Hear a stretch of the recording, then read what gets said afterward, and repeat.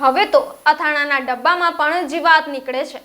જી હા, અડાલજમાં આવેલા આદેશ આશ્રમના સાધુઓએ ડી-માર્ટમાંથી ઓનલાઈન અથાણાનો ડબ્બો મંગાવ્યો હતો।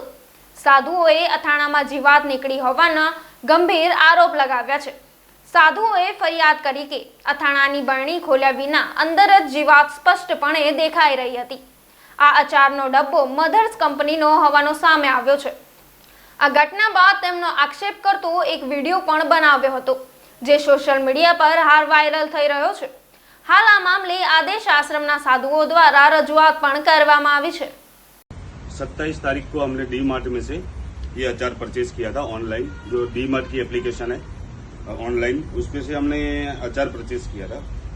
तो ये अचार के अंदर कीड़े निकले, कीड़े वगैरह खराब हो चुका है, पता नहीं कैसा है, साधु संतों ने खाया है हमारा आश्रम में, वृद्ध आश्रम।